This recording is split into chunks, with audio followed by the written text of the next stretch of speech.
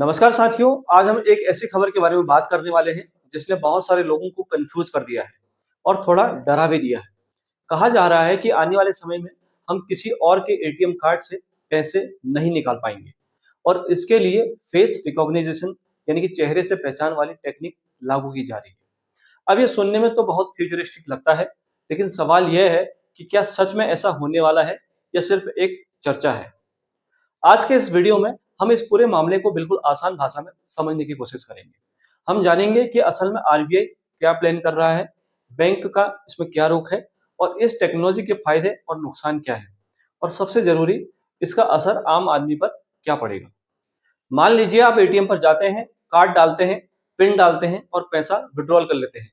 ये आज का सिस्टम है साथियों, और हम सब इसके आदी भी हो चुके हैं।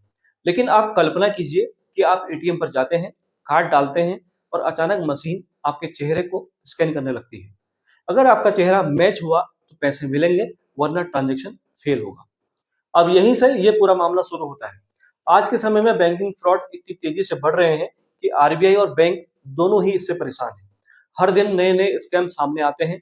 किसी का ओटीपी लेकर पैसे निकाल लिए जाते हैं, किसी का कार्ड क्लोन कर लिया जाता है और किसी को कॉल करके बेवकूफ बनाया जाता है।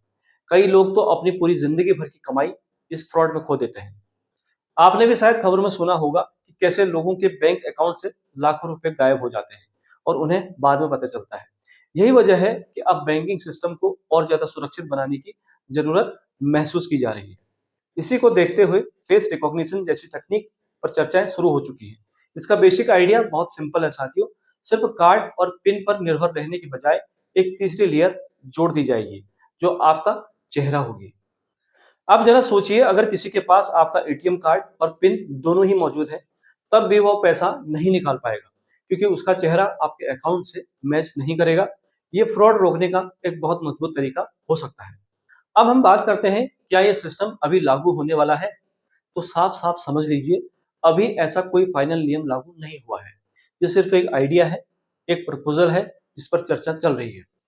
आरबीआई ने बैंकों से इस पर राय मांगी है, लेकिन इसे लागू करने का कोई ऑफिशियल ऐलान अभी नहीं हुआ है। अब सवाल आता है, अगर ये इतना अच्छा आइडिया है तो इसे तुरंत लागू क्यों नहीं कर दिया जाता?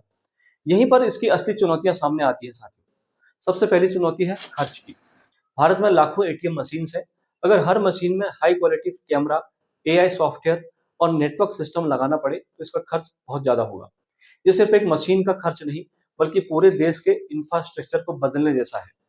बड़े बैंक जैसे एसबीआई, एचडीएफसी या आईसीआईसीआई शायद इस खर्च को मैनेज कर लें, लेकिन छोटे बैंकों के लिए ये एक बहुत बड़ा बोझ बन सकता है।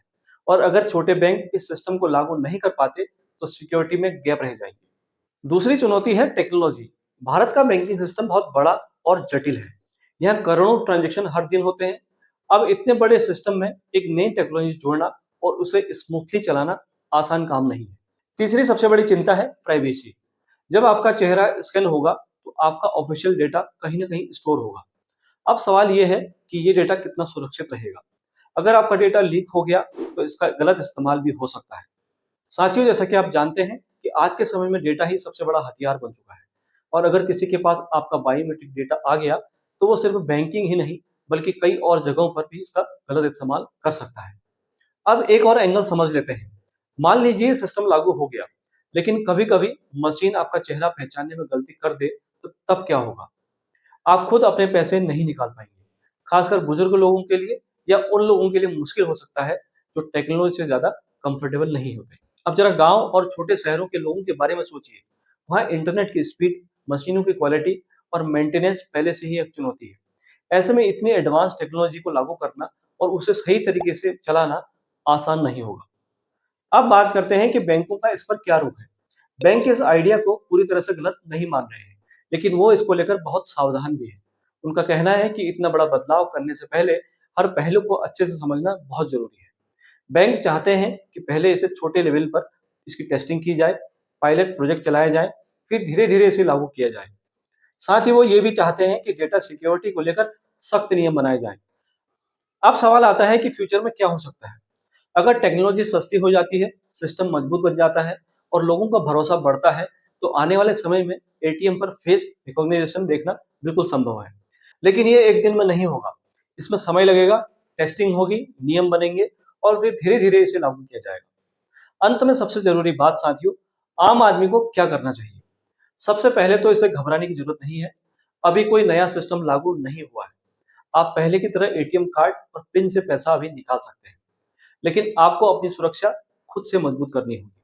अपना पिन किसी के साथ भी शेयर ना करें, ओटीपी को ना बताएं किसी को भी और किसी भी ऑनलाइन कॉल या मैसेज से सावधान रहें। तो साथियों, ये थी सच्चाई इस पूरी खबर के पीछे। अब आप खुद ही सोचिए कि ये टेक्नोलॉजी आपके लिए कितनी फायदेमंद होगी या कितनी नुकसानदायक। अगर आपको लगता है कि इससे फ्रॉड कम होंगे, तो ये अच्छा कदम है। लेकिन अगर आपको प्राइवेसी की चिंता है, तो ये भी एक सही सवाल है। अब आप अपनी राय हमें ज़रूर बताइए। क्या आप एटीएम में फेस रिकॉग्निशन चाहते हैं या नहीं? अगर वीडियो पसंद आया है तो वीडियो को लाइक करें, शेयर करें और चैनल पर पहली बार हैं तो सब्सक्राइब करना बिल्कुल ना भूलें। मिलते हैं अगली वीडियो में, तब तक के लिए नमस्कार, जय हिंद।